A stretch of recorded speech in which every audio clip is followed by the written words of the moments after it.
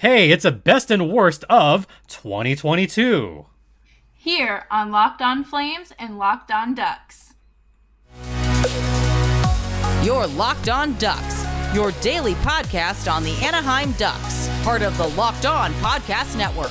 Your team every day.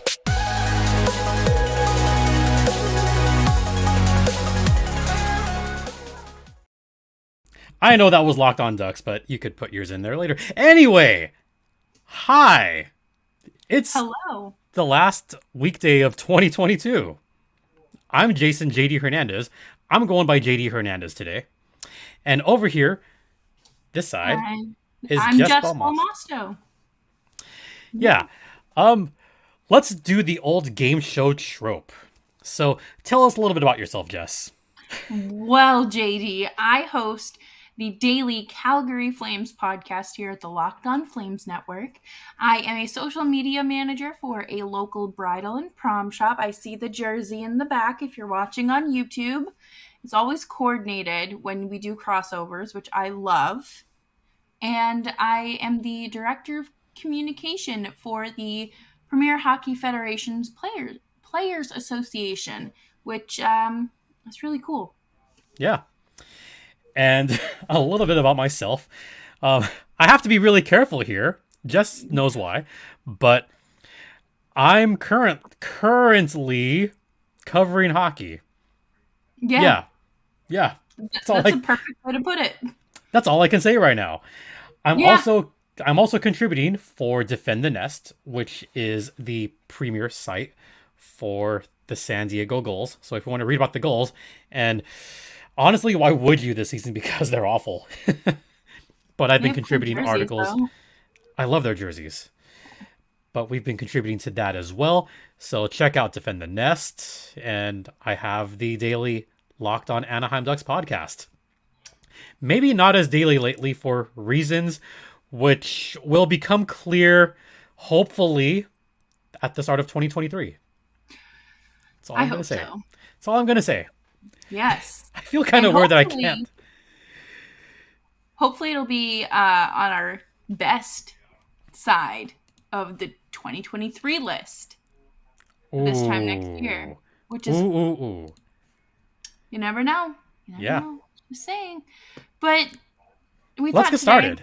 Yeah, we thought today would be a great day to just kind of go over the best and worst from hockey to some musicals and anything else that really pops in our heads, because it is the last work day of 2022.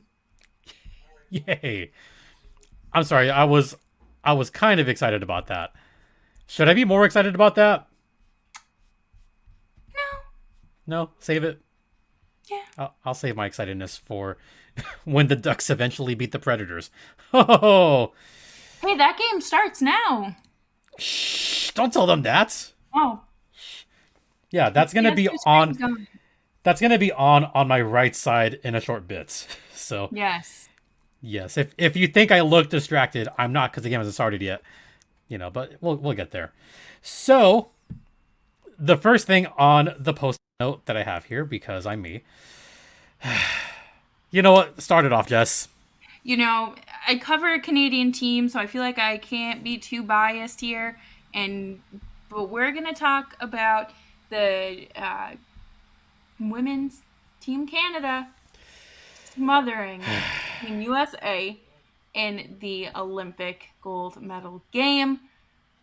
No words here, truly. I remember staying up and watching it and just being amazed at how talented Team Canada is. And yeah, they are.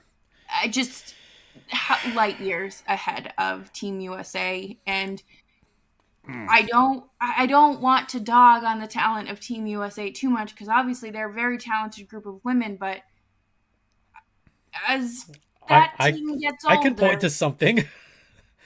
I can point to a couple of things. First off, Marie-Philippe Poulin will live in our nightmares for the rest of time. Good Lord. She's so talented. But I think part of it is the composition of Team USA right now is on the older side. Yeah. But I also feel like there's a couple of veterans missing that I thought still could have helped out a little bit, even though they're a little bit older, are the Lamoureux sisters.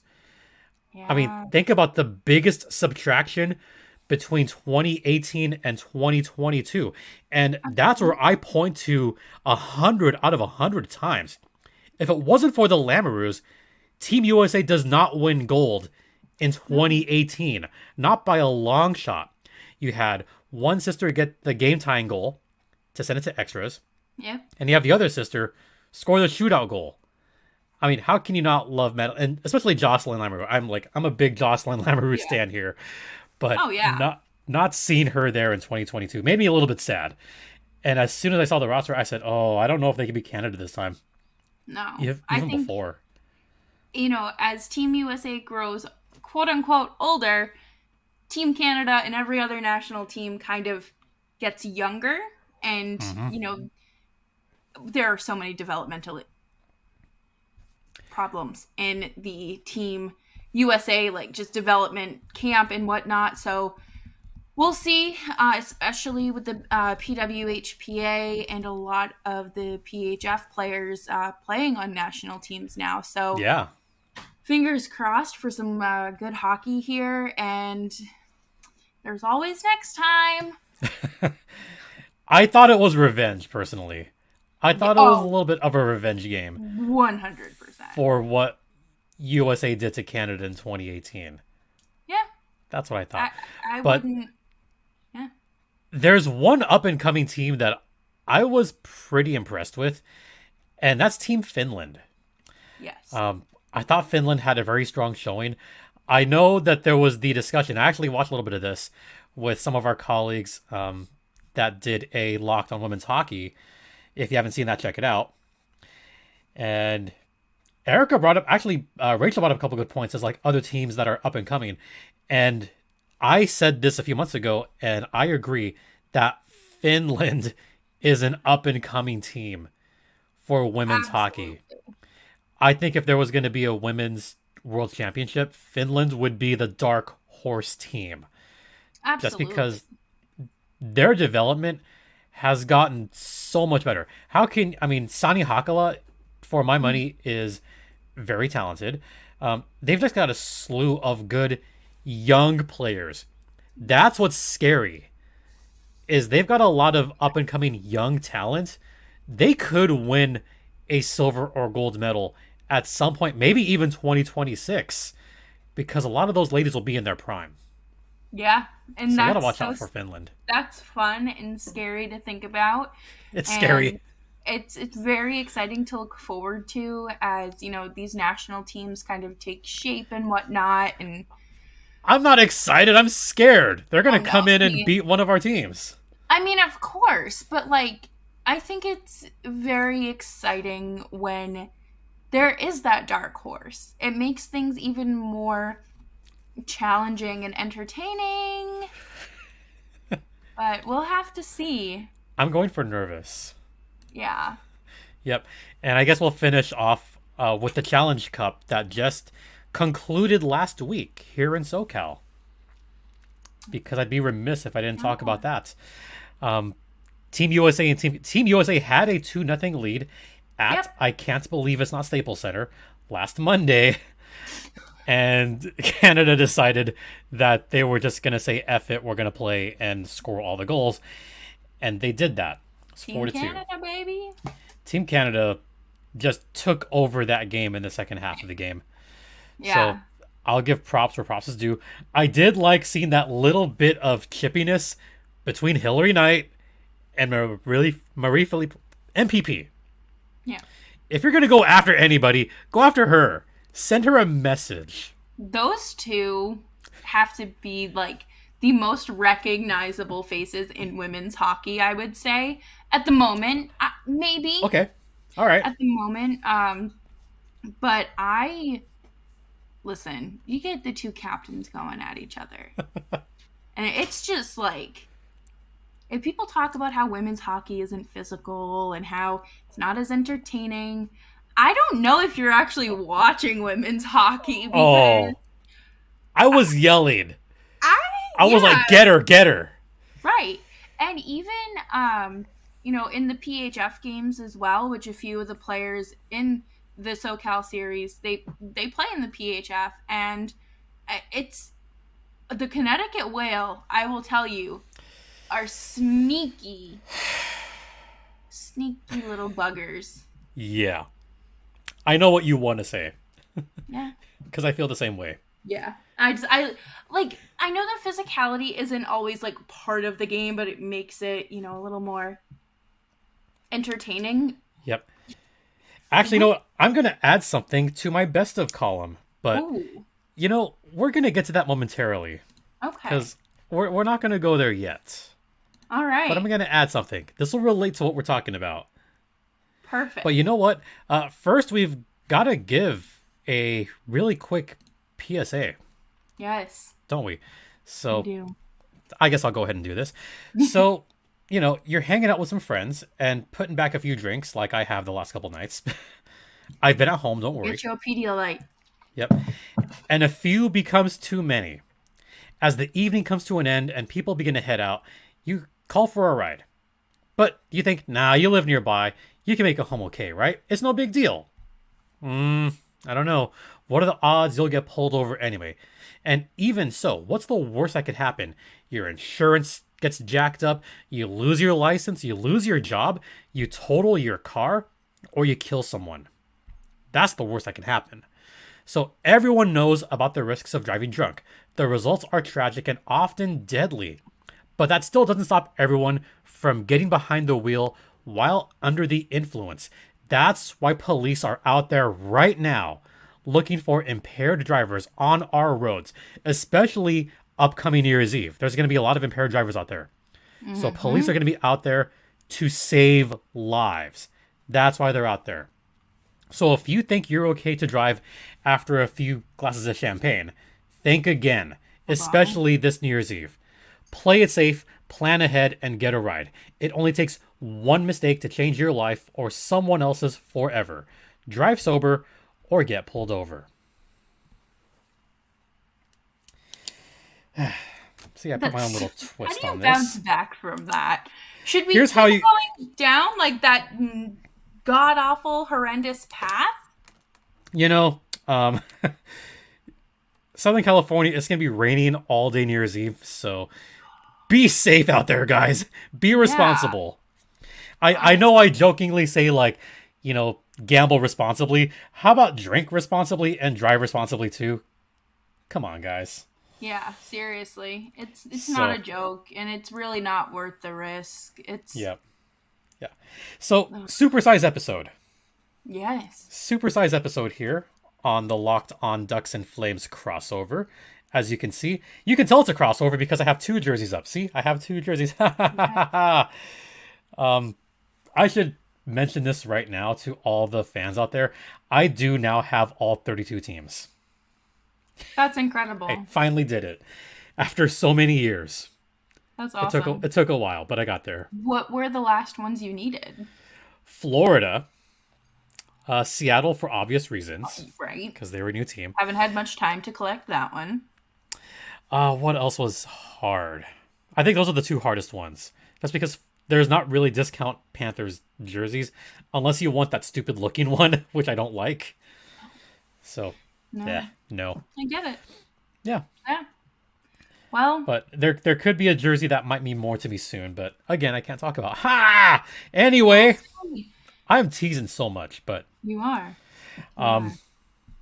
let's talk about the best and worst of 2022 because there was a lot of good, but a lot of weird and bad this season across hockey.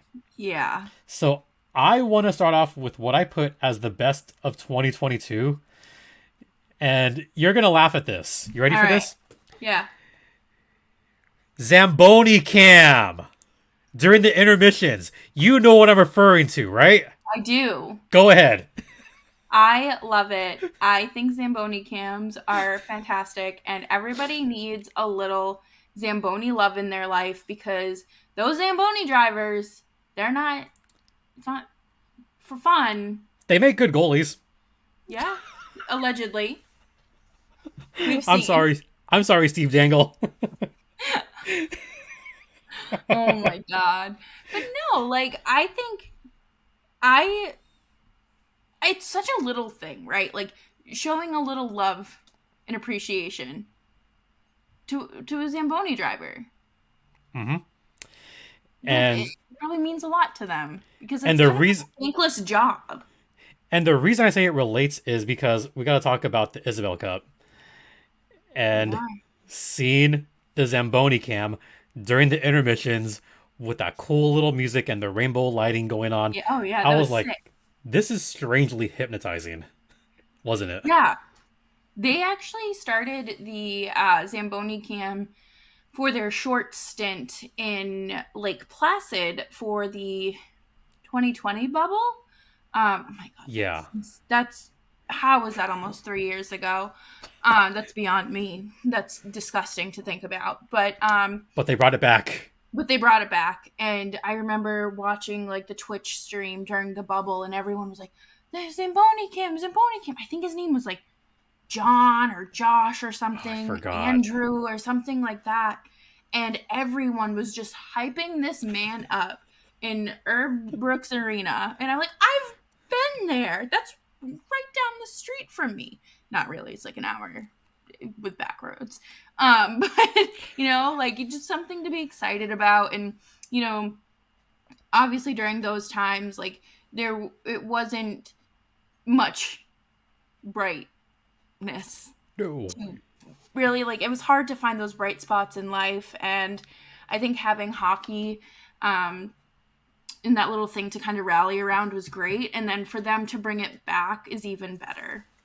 Absolutely. I'm glad they brought that back. I, The first moment I saw it, I said, Zamcam is back! Yes! it's great. It's fantastic. Like Yeah. again, it's just a little thing for the fans to appreciate, and I think that's what the PHF does well. Hmm. Even before I was like working in the league, and before I was working with the Riveters, even I always Go thought that Rivs. go Rivs go. I always thought that they did, little things for the fans, whether it be like a league wide thing or independently around the league. And I will say, Montreal's home opener this year, I was supposed to go. I didn't because I got too scared to drive to Canada by myself.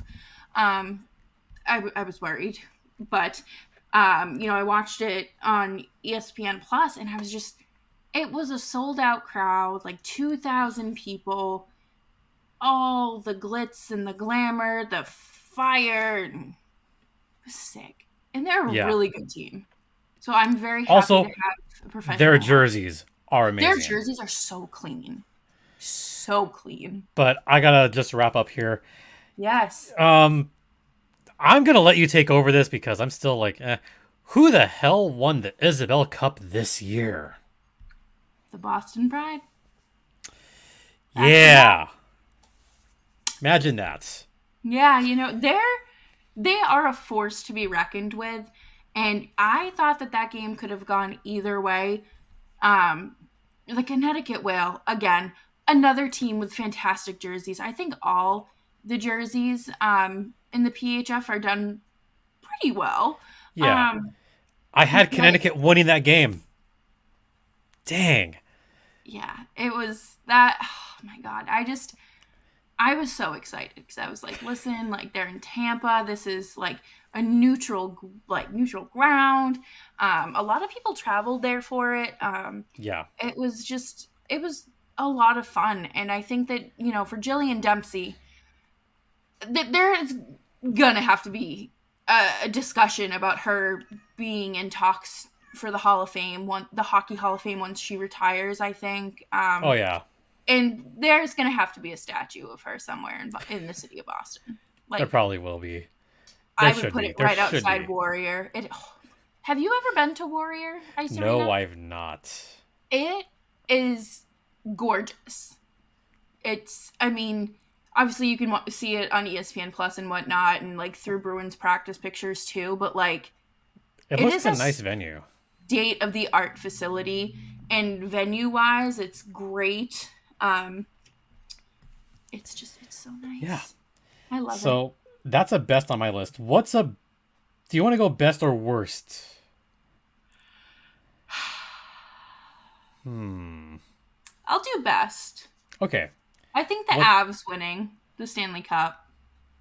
I really, I found that to be really special, obviously, Yeah. because number one, they beat the Lightning. Finally. Anyone who beats the Lightning is a friend to me. But to watch this team that went through the motions in every way possible, uh, and to watch the general manager assemble the team the way uh, Joe Sakic did and successfully get there, and then to drop and dent the cup within like 30 seconds. It was pretty funny. But Um, then for Nazem Kadri to bring it to a mosque, and for that to be like the yes. first time the Stanley Cup had been in a mosque, like, you know, people are like, oh, well, like, there's a first time for everything. But, like, there's monumental things in the sport. And that's one of them. Bless you, by the way. I muted my mic. I know you did. I still saw you on screen. I will add to that a little bit. I will give props to Jared Bednar, who has Yeah. done pretty much everything the right way. And I feel he's been a coach that has literally worked himself up every single level.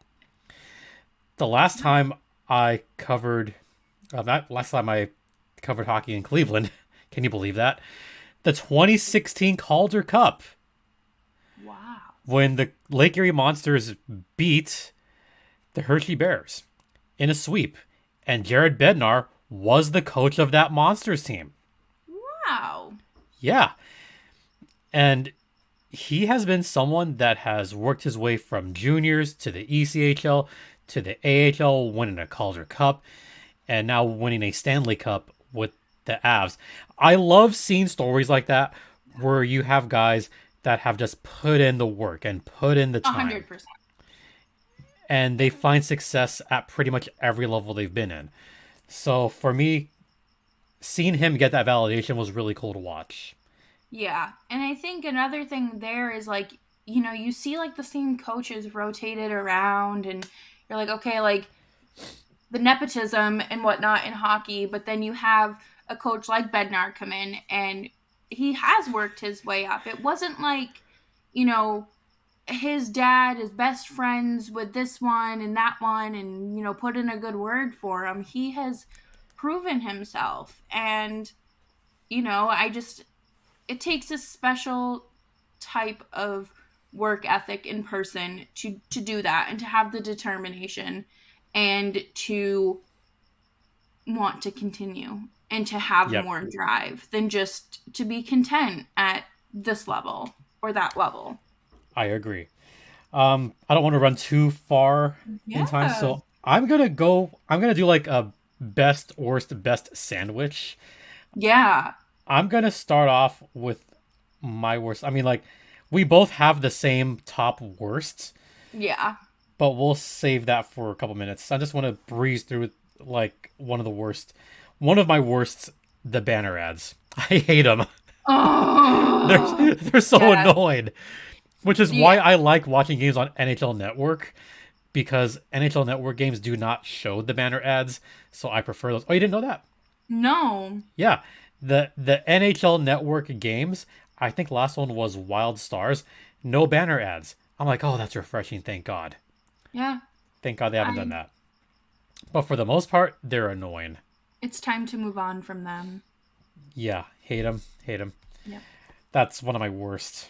What's That one of your worst before the big worst? I guess it's not really like the worst, but I have a bone to pick with the Winter Classic, okay? Last year's Winter Classic in Minnesota was freezing cold, okay? Like obviously you're outside in the winter, I get it. Um what? Who enjoys sitting I'm sorry. Sitting paying hundreds and hundreds of dollars to sit outside in an arena wherever, or not even an arena, like a baseball stadium. Number one, you can't see the game.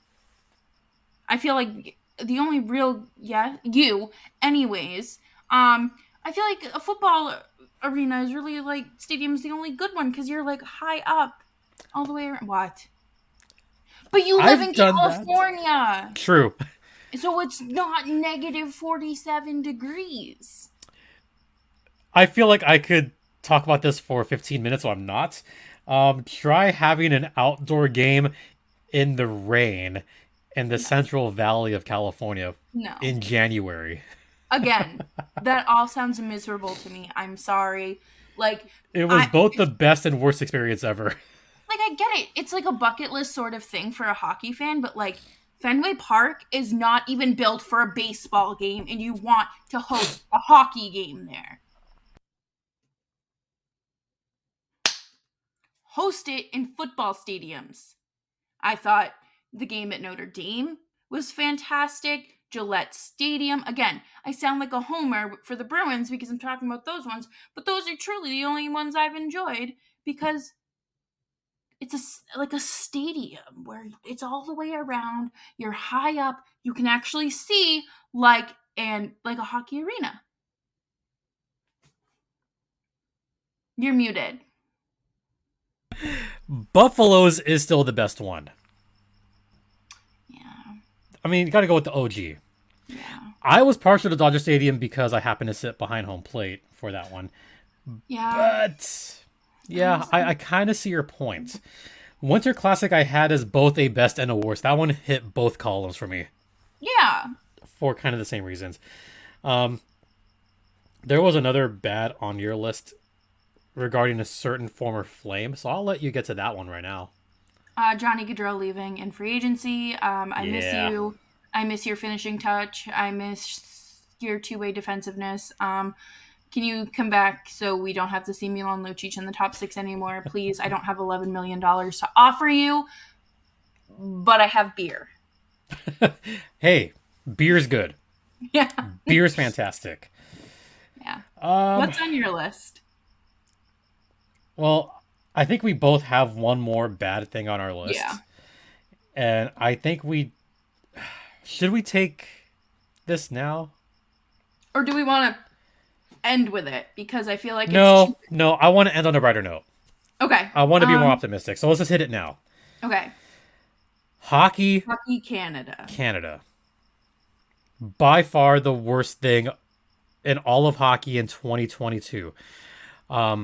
I have a lot of notes on my post-it notes. I'm going to try to hit all of them as quickly as possible. And I'm sure I'll just echo the same thing, so I'll be quiet and let you go. And if there's a couple of things that I'm missing, I'll let you chime in. That began with the Kyle Beach thing from 2010, by the way. So, I mean, that's like a horrible thing in itself. Like, that's kind of related, but kind of not. Kyle Beach is definitely like the worst of 2022. Hockey Canada relates to it because you had a lot of abuse cases. You had a lot of stuff getting swept under the rug. You had the hush money that was even that just made Hockey Canada look more and more evil. The more we hear about, oh, well, this money was used for this. This money was used for that. I mean, kind of a way for the public to forget about all the stuff that got swept under the rug, right? Right. And they tried. I mean, there's probably more components to this, which I'll let you get to right now. Yeah. I mean, I think a lot of it does kind of remind me of the USA Gymnastics abuse scandal as well, because it's, even the Kyle Beach stuff, everyone told someone and brought it to the, who you would trust, whether it be a coach or a trainer, whoever, and no one escalated it enough or cared enough about the victims to... It's just a lack of empathy and a true lack of leadership. It's so much I'm gonna bigger. taking the glasses off now because I do want to point out something here. Yeah, go right ahead. As most of the fans know that follow Locked On Ducks or that follow me personally on my personal Twitter know that I work in a lot of different areas. I do public address for USPHL, work in the AHL. I do a lot of things. The number of trainings that I've had to do in the last 5 months is more than I did in the previous 12 years. And even doing the youth hockey tournaments, because I help out with that as well, there was 2 different separate trainings for that. And one of the key elements that they all have in common is if you see something, say something. And if you allow bad behavior to happen, then are you implicit? That was one of the main questions that was asked during those trainings. And it made me think, after all these years, why didn't someone say something? I could understand why someone didn't say something without getting too deep into it. But seeing it hidden for that long, I could see where you could lose a little bit of faith in Hockey Canada, and they should be just flung to the sun. Yeah. Treat them like the Icarus that they are. Burn off their wings and have them crash down to earth. Yeah. Ooh, wow, I went mythology there. You did. And with that, it's just kind of how did the guilt not eat you alive? Sort of thing. I think that would make me sick. I don't like keeping secrets and things like that. I think especially something that heavy to not pass along. It's highly upsetting, and I don't want to spend too much time talking about it. Yeah, nor do I. To kind of protect everyone's mental health and kind of keep it on the lighter side, because I know I've beat it into the ground on Locked On Flames and the national show. Same. And I've talked about it on Twitter, and it's not that it's not worth talking about, because it is, but how many times can we say the same thing? I mean, it was by far the biggest negative story in hockey. Mm-hmm. And I feel like we can't do a retrospective on 2022 without talking about that. Absolutely. But 100%. And, I hope everyone or all the victims involved, get justice in one way or another and have closure. Wish nothing but the best for them in their healing. It takes a lot of strength to come forward and keep trucking. All right. Now let's sandwich that out with some more good things. Yes. because I must. So, what's another good thing that was on your list? Trevor Zegras and Mason McTavish. That'll make me happy. Yeah. I want to hear your thoughts, because I talk about them all the time. I want to hear your thoughts about Trevor Zegras and Mason McTavish. I think Trevor Zegras is someone that could be modeled and marketed as the Backstreet Boys of the NHL. No. Don't use Backstreet Boys. I know. No. Okay, all right, after what just happened. Oh shoot, that's right. Crap. Yeah, okay. No. Never mind that they're not the best boy band. No, group. okay, I'll just. I'm going to talk about that right now, but they're not the best boy band group of that era. Yeah, no. Okay, is NSYNC. They're third. Have they done anything cancelable? I mean, probably, but. Yeah, I don't want to talk about that. No. So he could be marketed as this superstar icon because he's fun. He's energetic. He leans into the attention. This kid. I have a Trevor Zegras bobblehead back there. Oh, that's what that is. Yeah, it's Trevor's. Yeah, it's Zegras and Troy Vetchkin. Oh, love that. Yeah, but he is the golden ticket in the NHL's hand of marketing, and they're just missing the mark. He's very good at hockey too. Let me just say that. I love watching him play. The fact that he reached 100 career points in 136 games is astonishing to me. When I saw that, I was I thought this kid has been in the league 5 minutes. Mason McTavish, loved watching him during Worlds. I thought that he just excellent player. I think that they have such a bright future in Anaheim, not just as a duo, but as a whole team. We just need to get them there, and I adore them. I'm going to expand a little bit on McTavish for like 2 seconds. Why the Ducks are not using him on the penalty kill is beyond me. I mean, you saw that defensive play to save the gold To medal. save the game. Like, he The batted championship? out of thin air. Right. Out of thin air.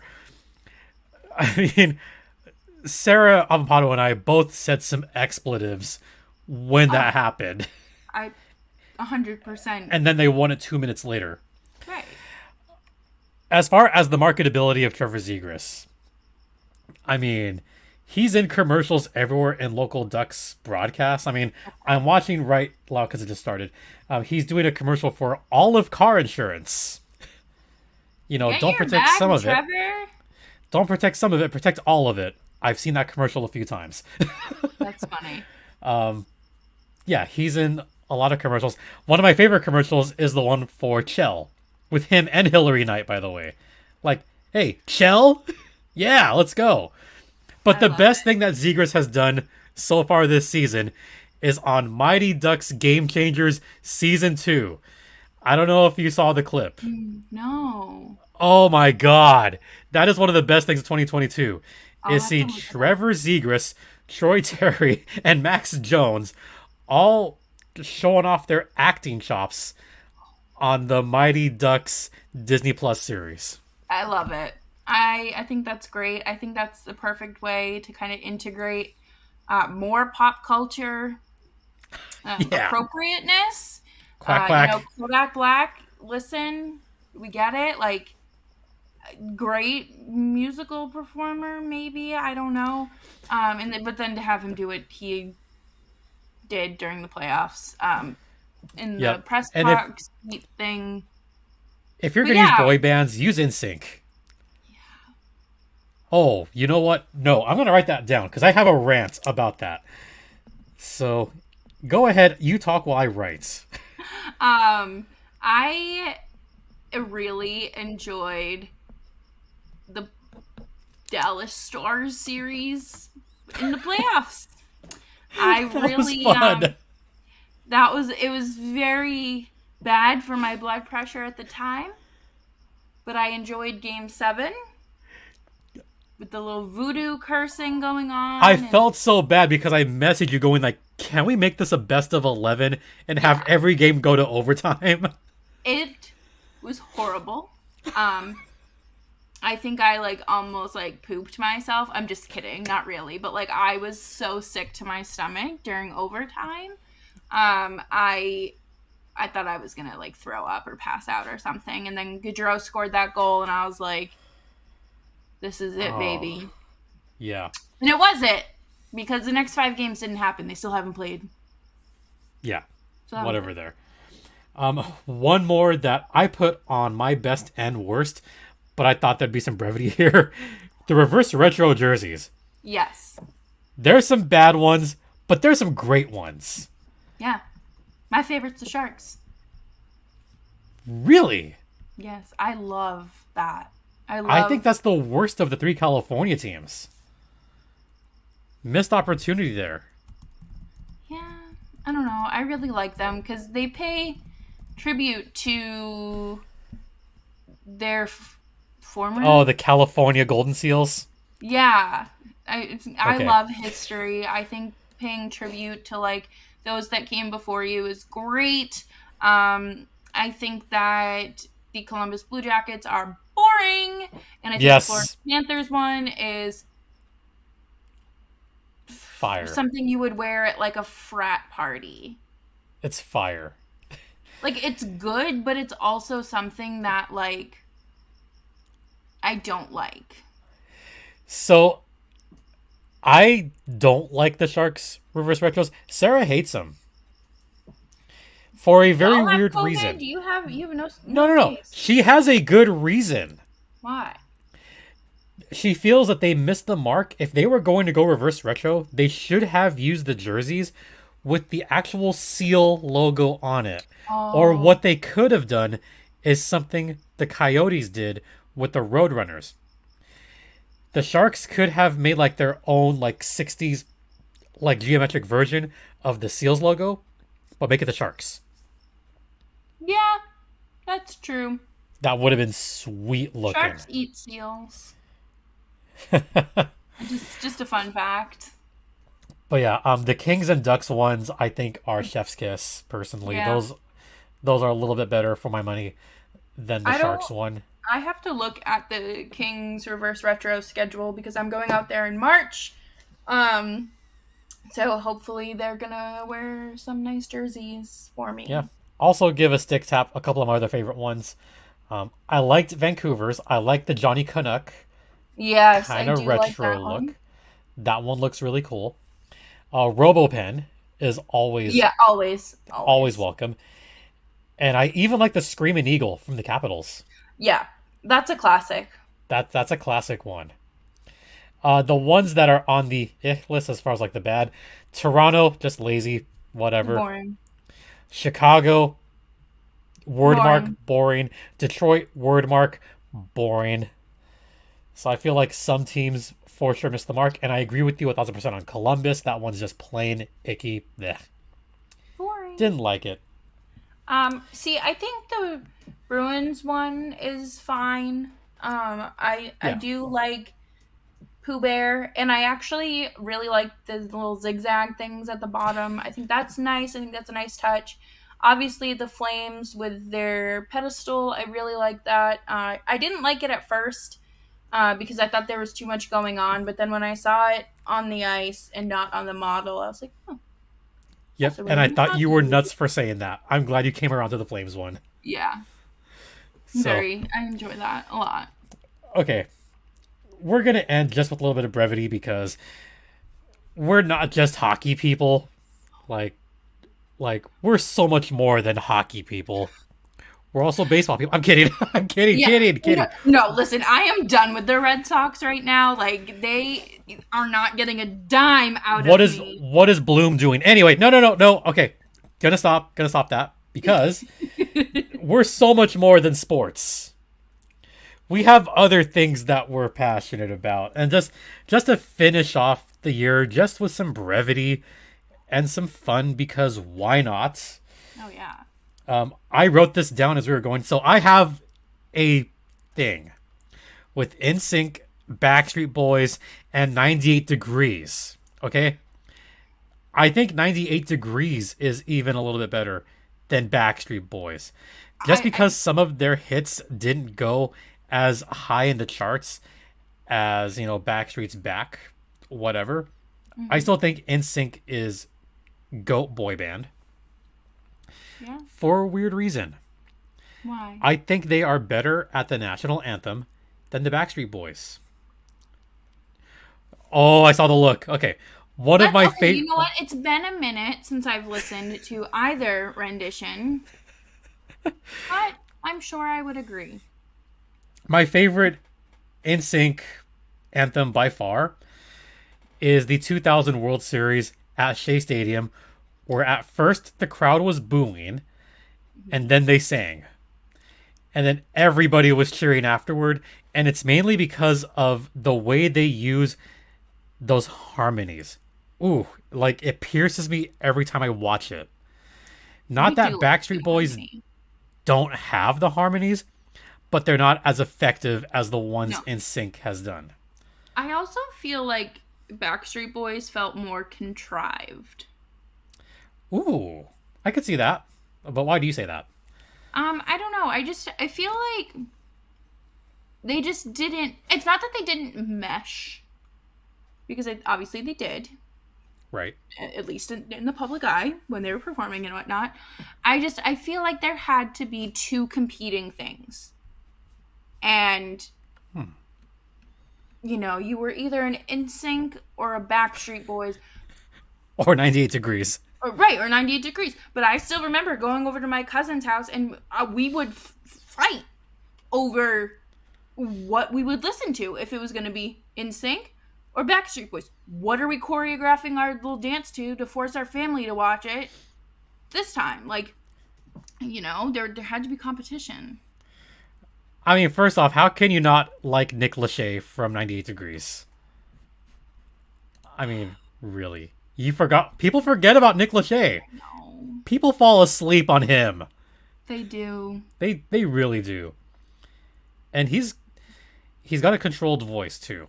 He does. He has a very nice voice. Wow, I think I'm just gonna go back and listen to like 90s pop boy bands. I actually was watching home videos 2 weekends ago, and there's a picture of my birthday cake, and it had Aaron Carter on it, a CD cover. And I was like, my God. Those were the days. Right? Oh, birthday parties. But so yeah, just thought I would stir the debate a little bit. But hey, I respect hey, leave a comment. Which was your preferred if you were a fan of boy bands? Yeah, or if you weren't alive, go ask your mom or your dad or whoever you live with. Who was your boy band of choice?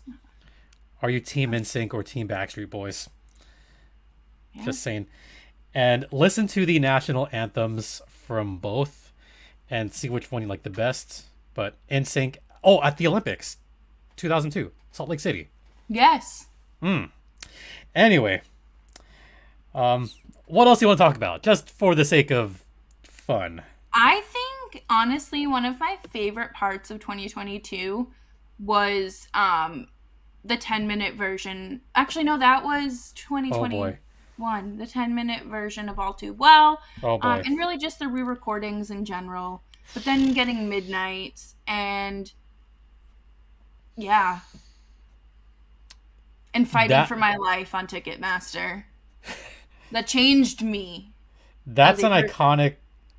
I can't say it's an iconic album because it hasn't been out long enough. It's a great album. But I'm the kind of person, like, I can't call anything iconic until like a certain time has passed. Yeah. Totally. I think it'll get there. Yeah. I think it's already broken plenty of records in terms of... Taylor Swift broke the internet this year. She did on several occasions, and I think we just need to just call it a day. Call it a day with her. She's great. Yeah. And by the way, to no one's surprise, the Ducks are already losing. So really? What an appropriate way to end 2022. Of course they're losing already. To the Preds? I would say the Preds aren't that bad, but no, we're not talking about hockey. We're not talking sports. What's your favorite song off of Midnights? We can end it on that. Oh no, I got other stuff I want to talk about before ending it. Okay. I mean, I still have to get on my little, Broadway rant and that's right. talk about musicals because I know you're a musicals person too. Yes. Only because it was the first track and it kind of just like hit me like a ton of bricks. I gotta go Lavender Haze. Okay, that's fair. Only because of how it made me feel and me thinking, I think I'm in for something really good. Yes. And when a first song hits you, you're like, all right, this is it. Like, this is it. Yeah.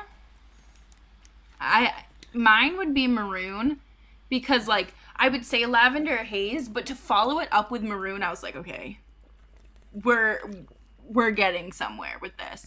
And then Anti-Hero comes on and I start crying because I'm like, oh my God, she's talking about like how Joe and his friends like gossip about her at golf tea time. No, she's talking about tea. Yeah. Not tea. Like tea. Golf. Yeah. Yeah. That's... Don't want to get emotional here. No. Since we're big music people too. Yes. I haven't really talked about this on my podcast. About the little trip that I took. Like, I did my podcast from like different backgrounds every day. Right. But I wound up watching 5 shows in 3 days. Yeah, do you want to... So this is how crazy I am, Jess, okay? Let's hear it. So I arrived at New York Monday night after a short delay. Met up with Wrinkle the Duck. I'm in a Wrinkle the Duck video. If you don't know what that is, that's the marathon running duck. Love Wrinkle the Duck. Oh, Wrinkle the Duck's my favorite. I got to hold Wrinkle this time. But I was like, no, I need to like not think about things, not think about sports for a couple days. Yeah. So I wound up watching Rockettes Christmas Extravaganza at 5 o'clock. Literally ran to watch Into the Woods at 7 o'clock. Ooh. The Rockettes ended at 6:35. Ran to the theater, made it with a couple minutes to spare, and saw Into the Woods with Brian James Darcy and one of my favorite actresses of all time, Stephanie J. Block, who, by the way, for my money, is the best Elphaba of all time from Wicked. I still haven't seen Wicked. There's a lot of Idina Menzel fans out there saying, "Oh no, she's the best." No. That's just the only one you know. Idina Menzel is probably the best in certain parts of it, but best overall package, Stephanie J. Block. And she was the baker's wife in Into the Woods, which is still a favorite musical of mine and one that I wanted to see desperately. Following day, Wednesday, typically matinee day. But because I'm me, I'm like, I could watch 2 shows in one day after seeing 2 the previous day. Why not? It's like going to back-to-back movies. In back-to-back days. Yeah. No, but theater just pierces your heart. Yes. Especially with an orchestra. So I wound up watching Funny Girl with Leah Michele as Fanny Bryce. Can she actually read? Just kidding. I know she can read. But... You know what? I mean, I get the Leah Michele slander. I get it. You gotta admit, she was really good as far as her singing chops in Glee. Yeah, okay, I will say that. We can do a whole episode on that. But on Leah Michele? Yeah, just on Leah Michele. Locked on Leah. But no, I think Leah Michele is a fantastic singer and performer. She's gone through a lot in her life in terms of losing Corey, but yeah, no, I don't know if I could. I don't know. I don't know either. But getting to watch her live, like, you don't go to Broadway to see the understudy on Thursday, like, no. And as much of a diva as she is, I have to admit, Leah Michele is born for that role. 200%. That's why they centered her character on Glee around it. Mm-hmm. Absolutely. Like, she was made for, like, her attitude also fits the role so perfectly. Yeah. So that's why I actually enjoyed it. Like, she did make that show. Embodied it, as the kids would say. Yeah. Like, she was very convincing. After that, decided to watch A Strange Loop, which just won the Tony Award this year for Best Musical. The plot, I don't know if you know the plot of A Strange Loop. I don't.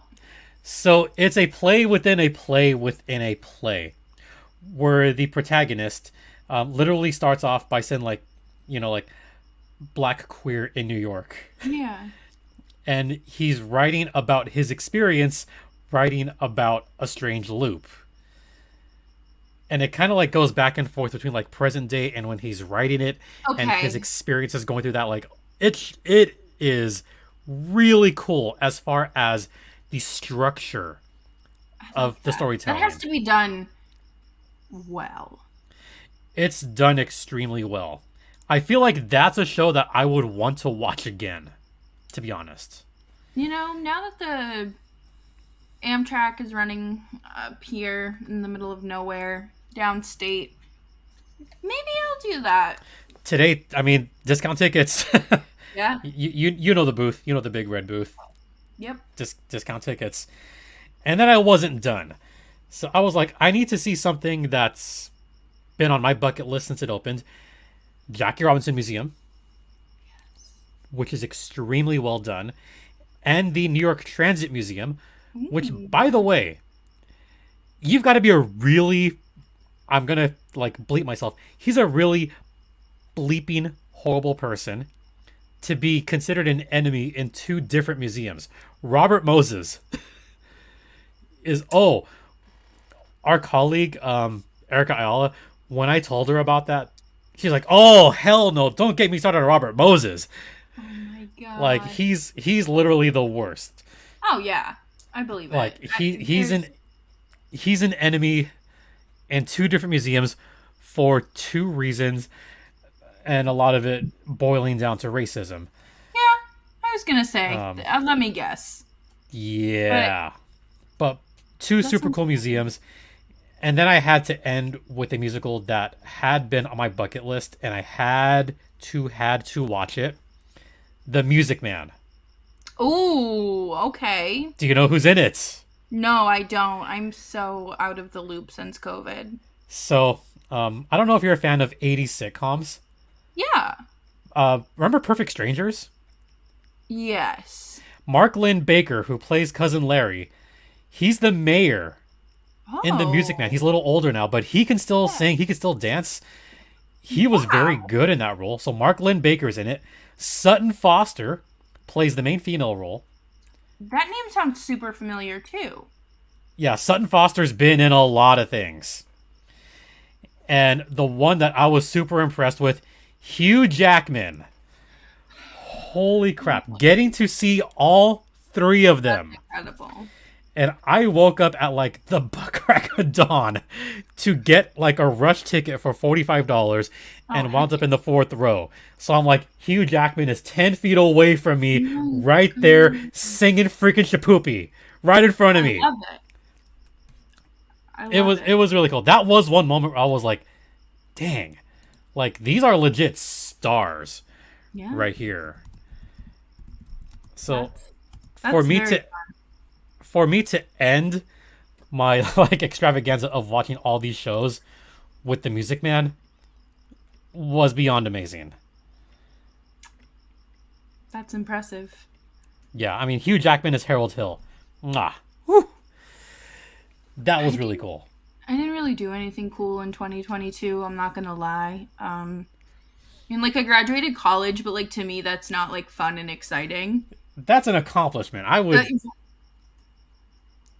I'd be thrilled with that. I miss traveling. That's kind of my hope for 2023 is to, well, I know I'm going out west. I'm going to LA. Yeah, see you when you're here. Yeah, absolutely. And then I'm going to Vegas. And then I'm going home. Ugh, Vegas. Well, I'm going for a concert. I don't want to do... I literally have no interest in going to anything in Vegas aside from this concert and maybe like a buffet. That's it. Ooh. There's some good buffets in Vegas, too. Sign me up. Yeah. I guess it's a good segue to end on, like, what are, like, our plans and hopes for 2023. I mean, you're going to go out west in 2023. Yeah. I'll be in Vegas... Well, more Henderson, because I want to check out the new arenas for the AHL Dollar Loan Center in Henderson. Palm Springs, nice arena. I love Palm Springs. I've never been, just seen it on Instagram. But and the new arena in San Jose. Yes. So, got to visit JD up there. He said nothing but good things about that new arena. Yeah. So, it's probably worth checking out. I think I'm going to go to Nashville. I don't know if I can go to Nashville yet, but I'd like to. But there could be other things going on that might prevent me from that. Exactly. What a tease. Yeah, seriously. I just started a new job, and I haven't requested any of this time off. But I'm going. Because the beauty of my job is I can work in multiple places at once. So, awesome. On that note, everyone, stay hydrated, be well. Yeah. Where can they find your podcast and all your stuff? If you want to follow someone who's terminally online, you can follow me on Twitter at Jess Belmosto. You can follow the show's Twitter feed at LO_FlamesPod. JD, you good? And your personal Twitter? Jess Belmosto. The Ducks scored. Yeah. Well, go Ducks. And then you can find Locked On Flames wherever you listen to your podcasts: Spotify, Apple, Audible, Amazon, Odyssey, whatever else is out there. Yeah, anywhere. And yeah, JD, where can people find you? I can't say yet. Oh, aside from that, Find your podcast. oh, a podcast. So the podcast is called Locked On Anaheim Ducks, not Locked On Oregon Ducks, No. but Anaheim Ducks, quack quack, on Apple Podcast, Google Podcast, Stitcher, Spotify, YouTube, Yes. Amazon now, by the way. Yes. Yeah, don't forget, we're on Amazon now. Ad-free on Amazon. Woo! Yee. That's probably the most exciting part about it, is lack of ads on that part. I'm on Twitter at StimpyJD, and the show's Twitter's at LO_ducks, where I talk about a lot of duck stuff, including Quack, real life ducks. I love ducks. I just follow this Instagram page called Ducks or Penguins, and it's just a feed full of ducks and penguins. The other day I found out penguins can weigh 120 something pounds. Still want one as a pet. That's fine. Hey, you know what? I got like a squid fact for you, since we're talking about animals. Oh, I love squids. Pygmy squid are the smallest squid at 16 millimeters, just under an inch. They use their ink clouds as hunting blinds. They shoot out a cloud of ink, hide behind it, then lunge through the ink to attack their prey. Icons. Yeah, Truly squids are cool. Yeah. Go Kraken. Yeah. And also, just to bookend that, picture of me with a duck. I mean, come on. I love it. Wrinkle the Duck. That's awesome. Well, It's a good way to end it. Yeah. Yes, a very good way to end it. Happy New Year's Eve. Happy New Year's Eve. And let's hope for a good 2023. We can only hope. Yep. So I'll finish it off here for myself and Jess Belmosto. JD Hernandez saying, have a very safe New Year's Eve, folks. Please remember to be kind to everyone. Be safe out there. Be kind. I mean it. I'll track you down. Do it. Be kind. And hey, get fired up about the Flames. Ooh. And ducks fly together. Quack, quack, everyone. Quack, quack.